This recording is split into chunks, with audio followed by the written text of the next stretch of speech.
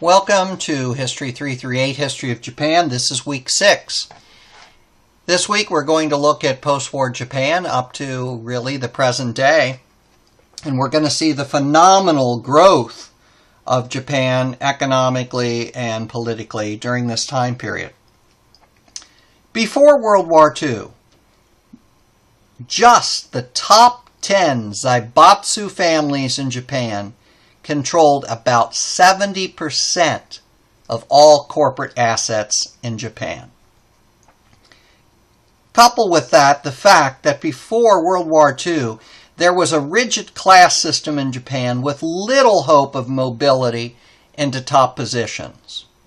No wonder then that in post-war Japan, the Japanese people blamed the Zaibatsu families for tricking them into a war with the United States. Under the American occupation in 1948, the law of the termination of the Zaibatsu was passed, whereby the most wealthy 56 Zaibatsu families lost almost everything. Now, surprisingly, the Zaibatsu, although the Japanese did not like the Zaibatsu families, and although the Zaibatsu families do not reemerge, the Zaibatsu-like system of the Keiretsu does emerge. So reemerging is a system called the Keiretsu, groupings of banks, manufacturers, and distributors that worked in concert with one another. But they differed from the old Zaibatsu corporate groups in that the family control was gone. Instead, the Keiretsu were linked through stock ownership with other companies.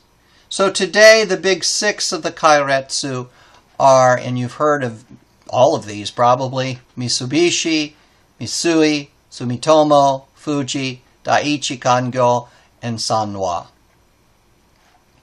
All of this idea of Keiretsu fits in well with a society that we've spoken of many times as having a collectivist value system, where the group is certainly cherished. 2 things that we need to look at today, which will help us understand the political framework of Japan a little bit more, and which you might have had some slight introduction to in your textbook or in Confucius Lives Next Door, are these theories. The first is of uchi, inside, versus soto, outside. Uchi, inside, is very important to the Japanese, and we're going to give you some examples of this to make this more clear. In a Japanese house, when you enter the house, there's usually a little entrance called a genkon. And that is where you remove your shoes, your outside shoes. Your shoes that are not only considered, kind of dirty, they've been out in all of the streets and the sidewalks, usually of very, polluted cities. But also this is very symbolic, that when you go into the house becomes the sacred inside. These are your family members, as distinguishing them from that world that is soto, that world that is outside. Similarly to this would be to the Japanese in their memberships in clubs or organizations or even hobby groups. Those fellow members of those clubs are part of your uchi, your inside group. The students, your peers in your school or your university, or for that matter, your colleagues in the company or the place of employment. Those are all your uchi, too, inside. Now, it's easy then to distinguish what the soto, the outside, is. The soto would be someone coming to your house who's a salesman at the front door. That's soto, that's outside. It would be foreigners, they're outside. It would be people who are not members of your company but work for perhaps another competing company, or students who are not students of your school but of another school. In relation to politics and to much of Japanese society, uchi, inside, is considered higher priority really than the outside. So the civil service, the bureaucracy of the government, is inside, it's uchi, and it's even considered by many to be higher than the diet, which is soto, it's outside. These very cozy relationships within the bureaucracy and within the government in general are very important to an understanding of politics and to an understanding of why sometimes, even though the media, the diet, or election campaigns can stress political reform, that sometimes political reform is much more difficult than meets the eye. Politicians in Japan, as in all modern democracies, are expected to bring government spending back to their districts. But in Japan, they must even do more. They must personally disperse money at weddings and funerals and festivals. And these practices, long cultural traditions that stress the importance of gift giving and obligations, require great sums of money. And sometimes to get those sums of money brings in money politics and corruption. So again, all of these relationships are sometimes more important than ideological considerations.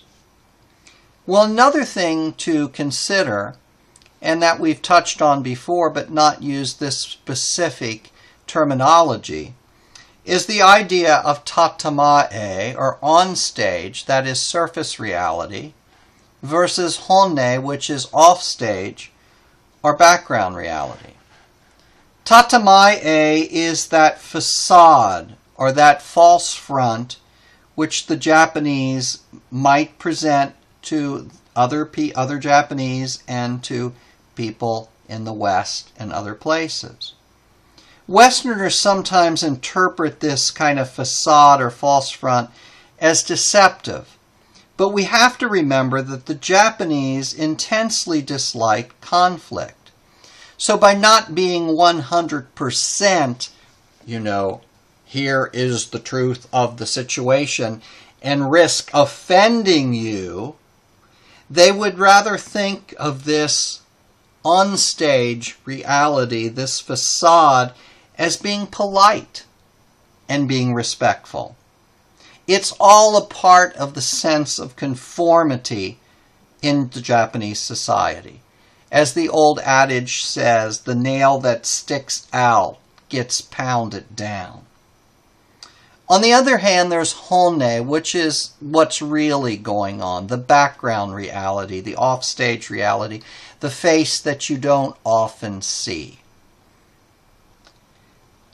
Uchi and soto, tatamae and honne are critical to an understanding of the Japanese political and economic systems today.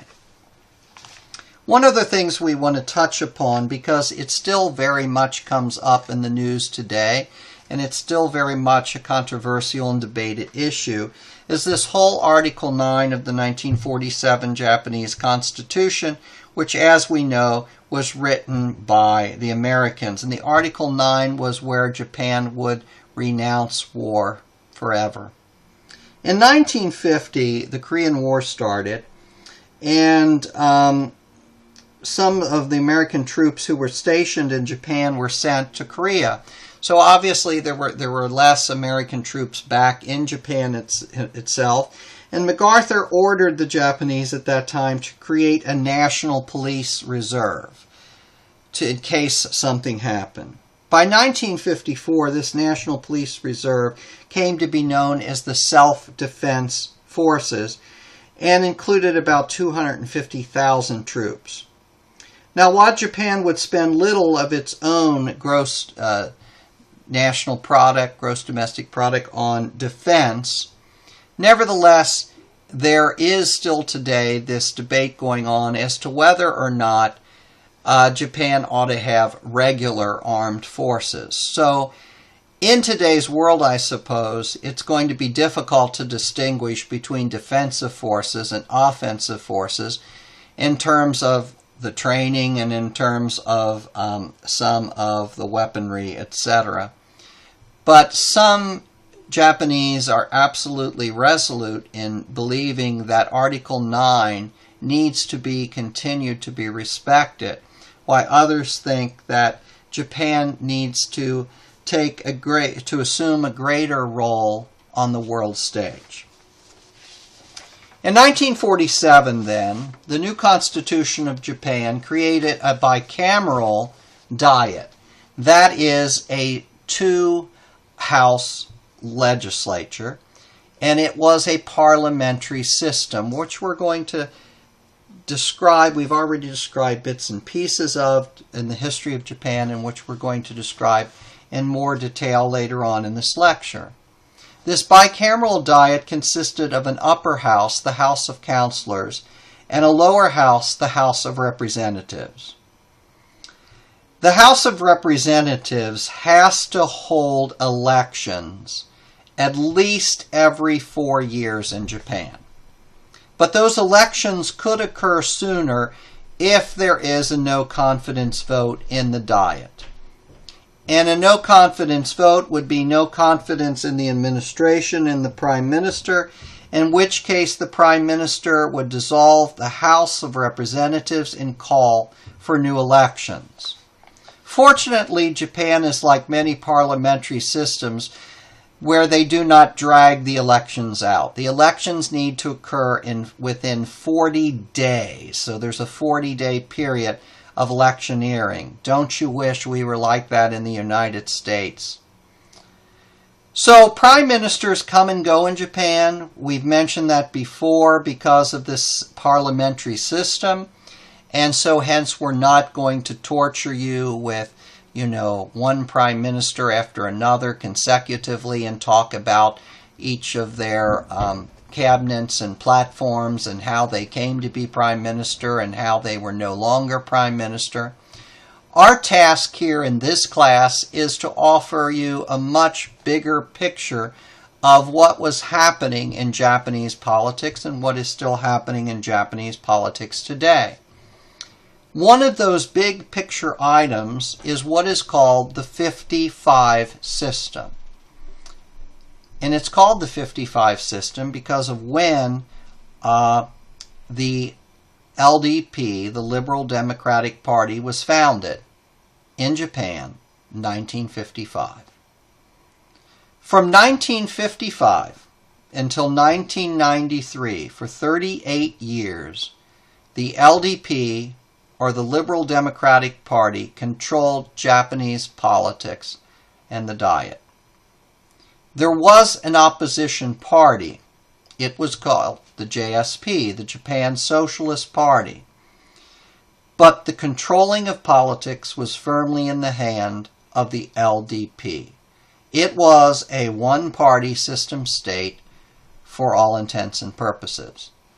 This is not to mean, however, that the LDP was homogeneous in its party lines. In fact, it was very heterogeneous, just like Japanese society is. And there are factions. There were always factions in the party, and there continue to be factions in the party. But this is how it went, and this is how it differed from many other places. Prime ministers came and went. And when new prime ministers came on, they oftentimes brought with them a change of style, maybe even of policy orientation. So you could have a conservative prime minister, a conservative LDP prime minister, followed by a liberal LDP prime minister. The transfer of power among the faction leaders indeed provided the LDP with the opportunity to break with an unpopular prime minister and perhaps an unpopular policy, and a new opportunity to put in a new prime minister who could push the LDP party policy in new directions. And this is generally how, as we'll see, parliamentary systems work. Another important thing to recognize about post-war Japan was its alignment with the U.S.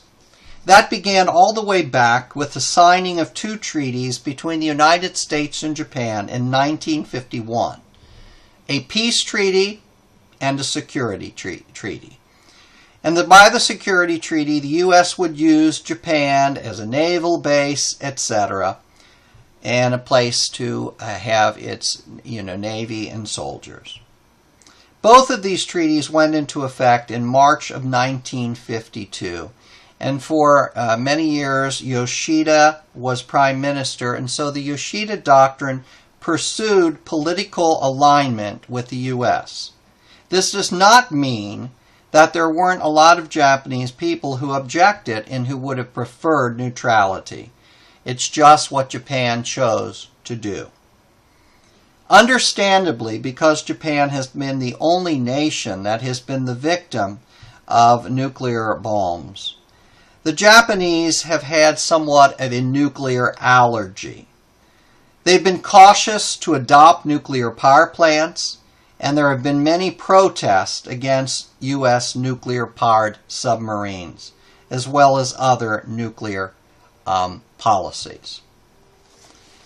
Having said all of that, we're now up to a very critical year in Japanese history, a watershed year, really, and that was 1960. Of course, the LDP, the Liberal Democratic Party, is still in power, and Kishi was the prime minister. He had been the prime minister from 1957 until 1960, and he had been an official in the Tojo administration during World War II. Three important things happened in 1960 that require us to examine them in a little bit more detail. The first was this U.S. security treaty was up for renewal. Now, the revised treaty stated that American troops would not be used in Japan to control domestic situations, that the U.S. would not put nuclear weapons in Japan unless the Japanese approved, and that the new treaty would have a 10-year limit subject to renewal thereafter by either side. Now, demonstrations and riots resulted. As we will see here, the Japanese government forced the treaty through the Diet. Among those who rose in protests were socialists and college students. Prime Minister Kishi adamantly disagreed. He thought that America's Cold War would benefit Japan economically, and of course, he was right. Kishi sent police into the Diet building to pull opponents out. With police help, the LDP party voted for the treaty. In fact, no socialists were left in the Diet chamber. Now, many viewed Kishi's actions of calling the police in and pulling the socialists out of the chamber in order to secure the renewal of this treaty as autocratic. Some rioters even attacked James Haggerty, who was the advance man for U.S. President Eisenhower's upcoming visit. The end result was Eisenhower canceled his visit, and Kishi resigned 5 days after the ratification of the treaty. So he got the treaty passed, but obviously he did the Japanese thing with riots, with opposition, with the way it was handled. He had no choice but really to resign as prime minister. The Miyake coal strike of 1960 was a watershed moment for the corporations of Japan. Before this time, the Japanese government had decided to steer the nation to oil, to petroleum, instead of coal. As a result, 1,200 coal miners were laid off at the Miyake coal mine, and a 10-month violent strike ensued. Students were among those who traveled to Kyushu to support the coal miners. By July of 1960, 15,000 members of the National Police Force were sent in to quell the problems. Meanwhile, other Japanese unions joined and came in support in Kyushu. Finally, the situation was brought to arbitration by the government, who ruled in favor of the company that they could in fact lay off these coal miners. But the situation left a bad taste in the mouths of Japanese citizens, Japanese workers that is, and of Japanese corporations. From this time forward, many Japanese companies did everything they possibly could to prevent layoffs of employees. And that is when many Japanese companies adopted lifetime job security. The third thing that happened in 1960 was that the Secretary General of the Socialist Party in Japan, Asanuma, was assassinated. It seemed to some like violence and rebellion was happening in Japan. But the Japanese people and corporations and government learn from all of these things, and they move on to kind of build a society that focuses more and more on the people and what needs to be done to improve their quality of life. The new Prime Minister from 1960 to 1964 was Ikeda Hayato. And Ikeda had a great knowledge of finance, of the economy. He had in fact served in the finance ministry. And he delivers as Prime Minister a famous speech, which has been dubbed the double income speech. In this, Ikeda promised to double the income of the Japanese within 10 years. That was the goal. In fact, the Japanese economy grew so rapidly that that goal of doubling the income was achieved not in 10 years, but in less than 7 years. The Japanese people themselves wanted to see their quality of life improved. They had sacrificed a lot from the end of World War II up until the 1960s to see the kind of heavy industry rebuild. And now they wanted the three treasures that just about every Japanese person wanted: a refrigerator, a washing machine, and a television set. And the government listened to them. METI, the Ministry of International Trade and Industry, played an important role in this phenomenal growth of the Japanese economy in the post-war era. In the United States, some people claim that the government plays the role of an umpire when it comes to trade and industry and big business. That it's there to make certain that things are fair and that no one does something that would be wrong, unjust, corrupt. And in Japan, some describe the government big business relationship, whereas government acts like a coach of big business. In Japan, government and big business are on the same team. And when METI gives orders, the companies generally and corporations listen. As early as 1957, for instance, METI decided that Japan's future would depend upon electronics. That was an important decision to make in terms of research and development of R&D. Now, the U.S. government wanted to continue its cozy political and military relationship with Japan. So initially, it didn't worry about how Japanese markets were protected against exports coming from America, or it didn't necessarily worry about the sale of Japanese technology in American markets. But, as luck would have it, METI and the Iron Triangle of Japan became so successful that inevitably some people in the United States became extremely uncomfortable.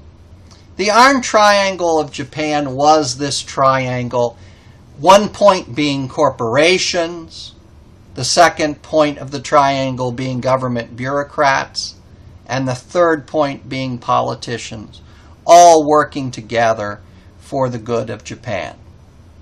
Japanese products increasingly became known for their high quality and their low prices. So American companies, for instance, who made television sets, were doing what they had always done. They made television sets which were good, but they concentrated on the service for those television sets. Same with washing machines. Now, some of you may shake your head and have no idea of what I'm talking about because you're so young you don't remember this. But in the old days, when washing machines were more expensive and television sets more expensive, you didn't go out and buy a new one if it broke down. Instead, you had servicemen come and service, fix, TV repairman, we called them, or the washing machine repairman. American companies continued to focus on that service, having excellent service to fix things that were broken. Japanese companies moved in a totally different way. They decided to try to build televisions and washing machines that didn't need servicing, that were high quality and had low prices. And by the 1970s, the American TV industry was hurting, and as we know, there's very little left of the American TV industry today. The Japanese moved from TVs and washing machines into things like computers and semiconductors. Coupled by the high rate of savings among the Japanese companies began to buy American real estate, and some of the places were signature sorts of pieces of real estate, like Rockefeller Center in New York City. This upset people. They invested heavily in Southeast Asia and other places as well. Now, we want to return just for a little bit to explain a little bit more about the parliamentary system or cabinet government of Japan.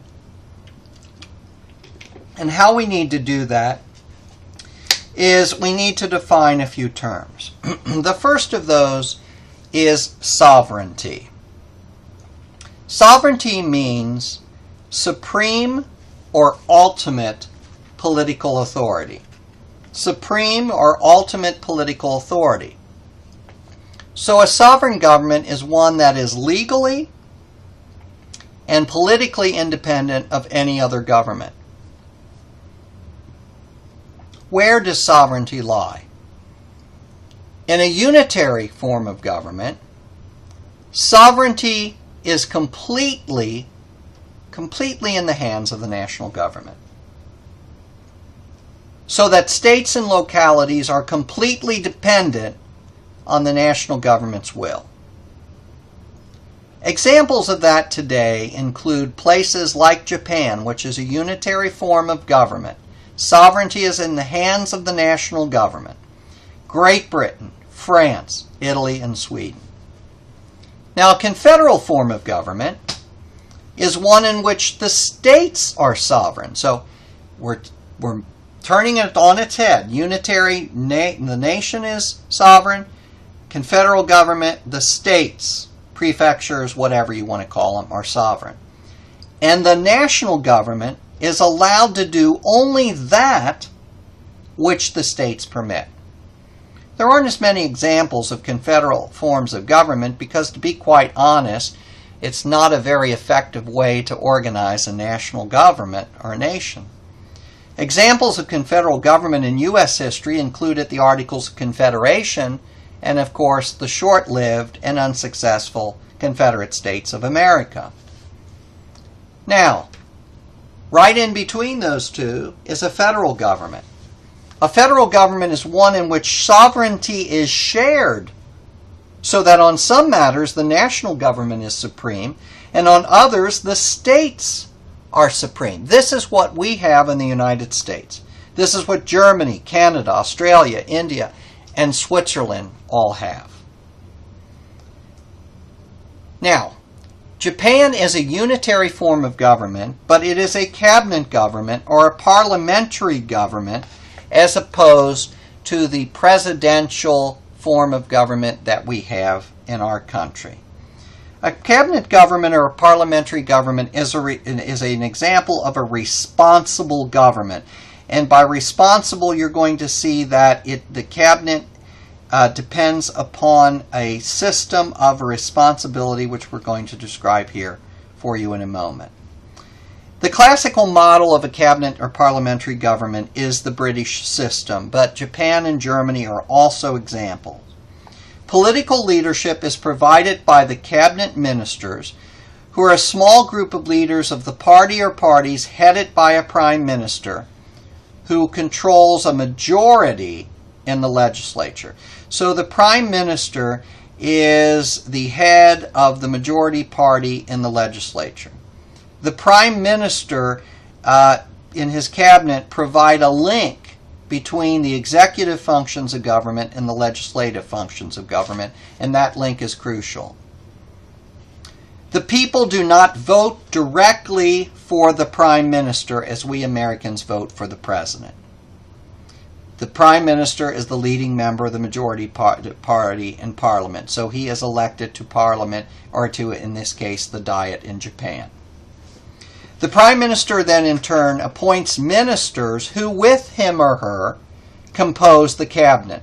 And it is the cabinet that determines policies and legislation to be presented to the Diet that will carry out the acts and coordinate and direct the various departments of government. How is this all responsible? Responsible government includes both collective and individual responsibility. The cabinet is expected to stand united on policy issues. If a cabinet member disagrees with his colleague, his proper course of action is to resign. So if an individual cabinet minister disagrees and he wants to be vocal about it and not silent about it, then he has an individual responsibility as a minister to resign from the cabinet. A cabinet and its diet can also be dissolved before the scheduled time for re-elections, and that's called collective ministerial responsibility. That's when the whole cabinet agrees collectively, yes, we've received a vote, say for instance, of no confidence, and we're collectively resigning. So in addition to these no confidence votes, we need to look a little bit about the importance of single-member district plurality system and those differences between the United States, which has a single-member district plurality system, and the proportional representation, which we will see in some places like Japan. In a single-member district plurality system, you have one member of, say, Congress selected from a distinct geographical area. So, if you live in the 4th District of Kentucky or the 1st or 2nd Districts of Ohio, you're going to have some people, usually a Democrat and a Republican, running for the House of Representatives for the U.S. Congress. And the candidate who gets the most votes in the district, even if it isn't a majority, so if there are 3-4 people running and they get a plurality, that person is elected to the seat. That differs substantially from proportional representation, which is really multi-member districts. So seats in Parliament are allocated to parties according to their proportion of the popular vote within each district. And these districts differ in detail, but I'm going to give you an example of what could happen. If you have a district that's electing 5 people to the Japanese Diet, okay? And if Party A receives 40% of the votes, and there's 5 seats in the district, 40% of 5 seats is 2 seats. So Party A, let's say it's the LDP, will receive 2 of the seats in that district. Now the remaining seats go to the other parties in rough proportion to the votes they receive. So for instance, if the Japanese Socialist Party and some other parties receive 60% of the votes, then the remaining seats in that district, 3 seats, would be divided among them. This assures that everyone gets some kind of say in a diet or a parliamentary system, even if in the end those small different parties don't really add up to a whole lot. The other thing, of course, that you have to remember with all of governments across the world are those organized groups, those interest groups that attempt to influence the policies of actions of government for whatever distinctive interests they have. So in the United States, that could be insurance companies and forming interest groups to try to, secure legislation being passed in the U.S. Congress. Now, so Japan is an example of a unitary government with a parliamentary system. Japanese government is unitary. Its local governments have an inadequate tax base, and the local governments of Japan rely upon the central government for 70% of their money, for 70% of their budgets. It's also a cabinet or parliamentary system headed by a prime minister who is elected by the House of Representatives. The prime minister chooses the members of the cabinet, and since electoral reforms of 1994, the diet is composed of a lower house, 480 House of Representatives, called the Shugi-in. It's elected at least once every 4 years, but more if the parliament is dissolved for a vote of no confidence. The House of Representatives in Japan is elected through a combination of single-member district plurality districts and proportional representation systems. There are 300 single-member districts and 11 regional districts from which 180 members are chosen by proportional representation. So in elections, voters will cast 2 ballots. 2 ballots. Keep this in mind. One is for a single individual, and the other is for a party vote. And when you vote for an individual, that's for the single-member district. The party vote is to determine the representation, proportional representation from the regional district. The upper house, the House of Councilors, or Sangi-in, consists of 242 members, 146 in single-member constituencies that are elected, and 96 in proportional representation districts. Members are elected for 6-year terms, half of those in elections every 3 years. And the House of Councilors is not dissolved by a vote of no confidence. Only the lower House of Representatives is dissolved by a vote of no confidence. An American innovation that has been inserted into this otherwise purely parliamentary system is the Supreme Court. And in Japan, the Supreme Court doesn't function quite the way it does in the United States.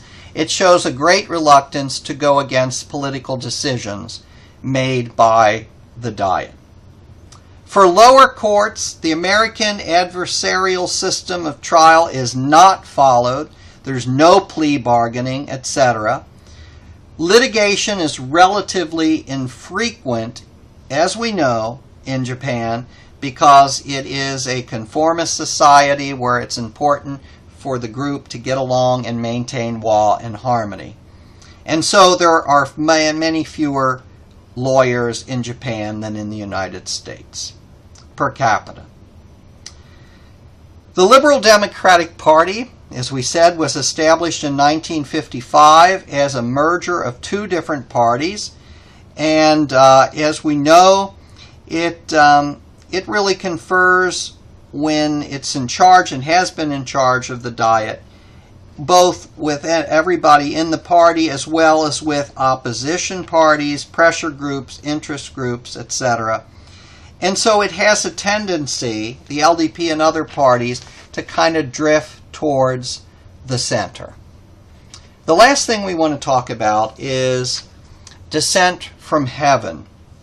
This is when retired politicians and bureaucrats in Japan sometimes take relatively lucrative but not very taxing positions in business, often in the very industries over which they exercise control while in office. So this makes, again, for a more cozy relationship between big business and government.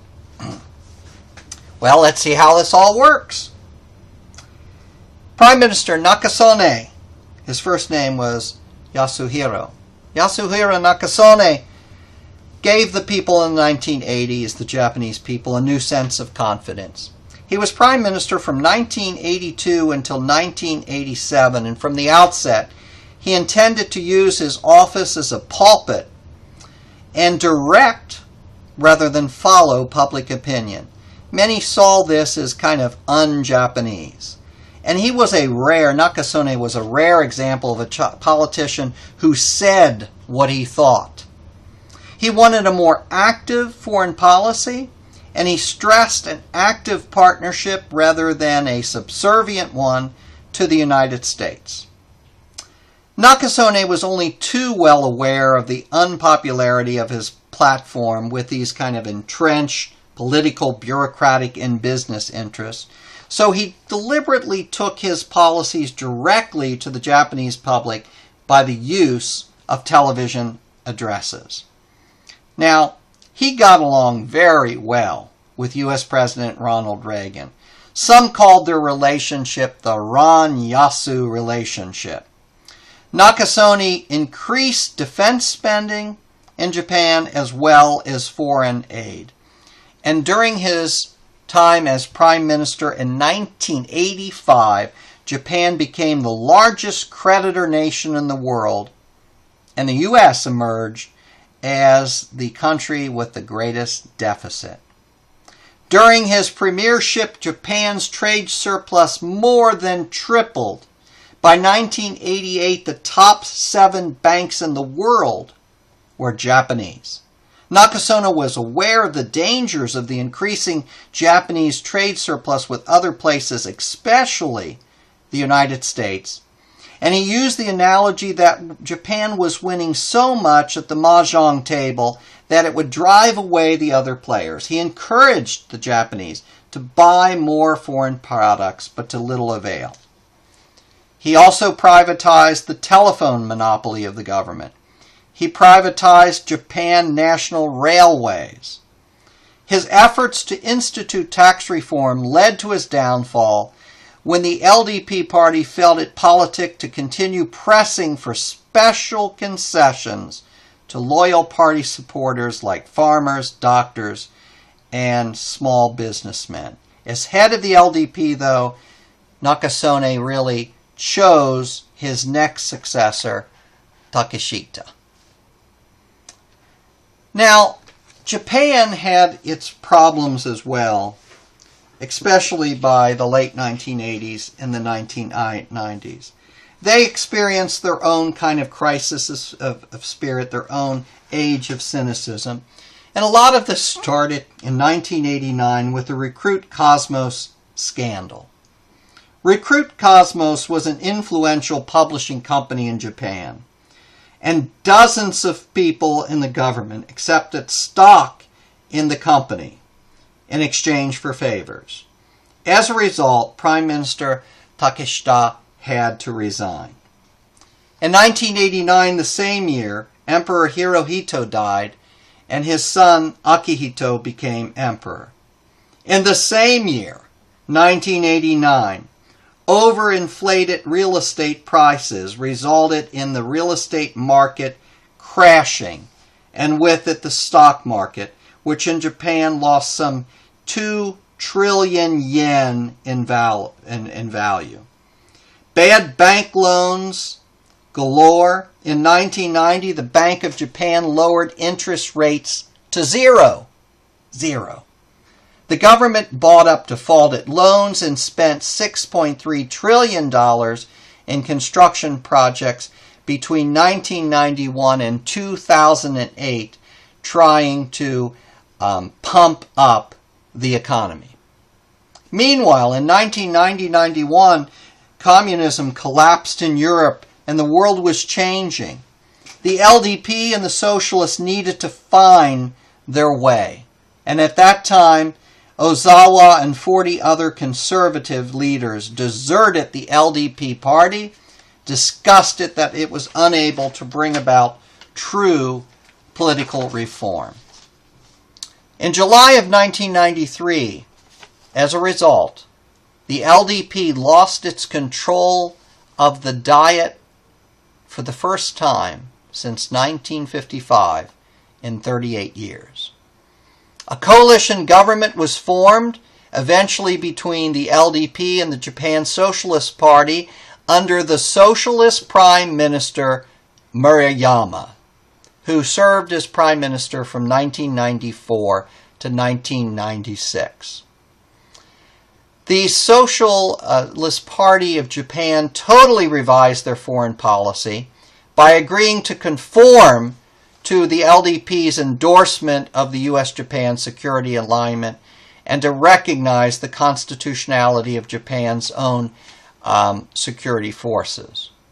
In 1995, the worst earthquake since that which hit Tokyo, Japan in the early 20th century, hit the city of Kobe. The Japanese government was not very effective in responding. In the same year, 1995, occurred the terrorist attack of the group Ayumi Shinrikyo. This Ayumi Shinrikyo was founded in 1984. It's usually translated as, quote, Supreme Truth. It's changed its name in the 21st century to Aleph. It used secret rituals, LSD, etc. to hold on to its cult members. And it tried even to assassinate those who opposed it.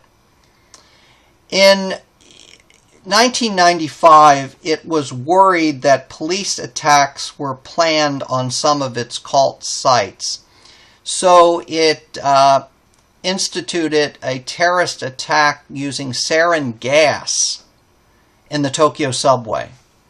13 people were killed and anywhere from 1,000 to 5,000 people were hurt.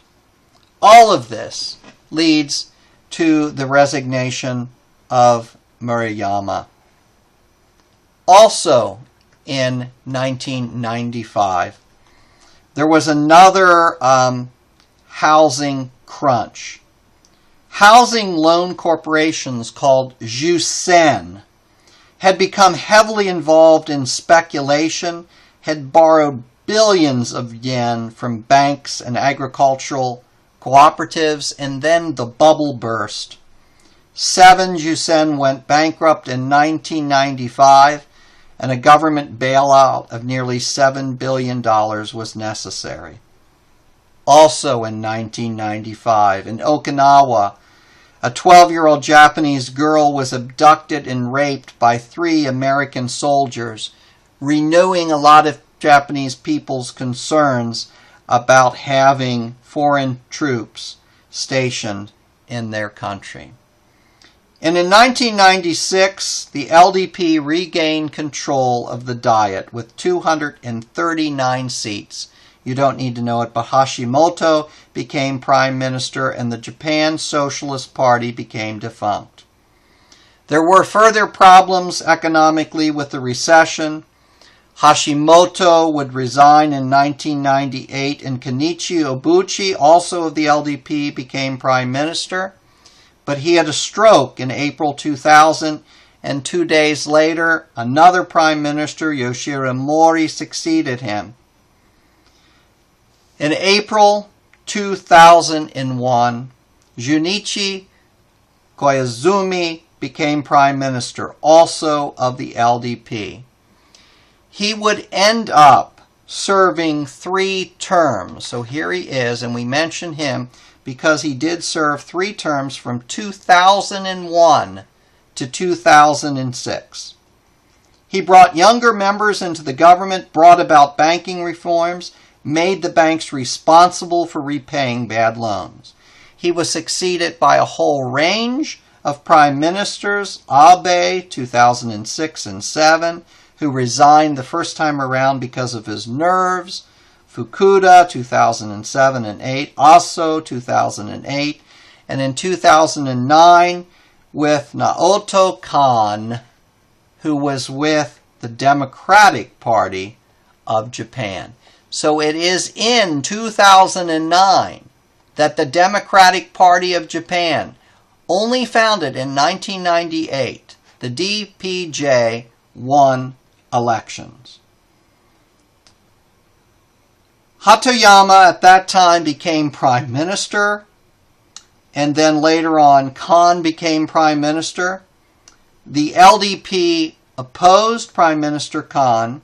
It was he who was serving, Kan was serving, at the time when the great earthquake and tsunami hit Japan in spring of 2011 on March 11th.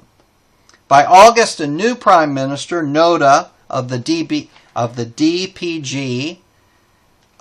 became Prime Minister. So again, now the DPJ, for a while, is holding the Prime Ministership. And then in 2012, Noda dissolved the House of Representatives for an election, and the LDP came back. The LDP came back with Shinzo Abe, who had been Prime Minister earlier on, back in 2006 and 7, but resigned because of his nerves. Now he is back. He is the 96th Prime Minister of Japan. Japan faces some big problems in the future. One is the demographic problem. Today, 1/5 of Japanese people are over age 65. In fact, not only 1/5, today, I misread that, 1 in 4 people are about 30 million people are over the age of 65. Now with Japan's birth rate well below replacement at 1.32 and with little immigration to speak of, the population of Japan has already begun to shrink. By mid-century, it's expected to drop below 100 million. Japan also has a grave economic problem, an economy that has never really quite recovered from all of these problems that we've mentioned in this lecture, and a national debt which is literally twice the size of its economy. And so it has its own particular problems, just as the United States and China have their own unique problems. Now I want you to turn to Japan since 1945, Nippon Part 6, The Shock Effect, which is going to talk about how Japan literally changed and became a very energy efficient nation after the oil embargoes of the 1970s. And also it will talk a lot about Japan, robots, computer chips, predatory prices, dumping of computer chips, and give you a little more background on Prime Minister Nakasone. Any questions, please feel free to email or phone me. I am always happy to help, and have a great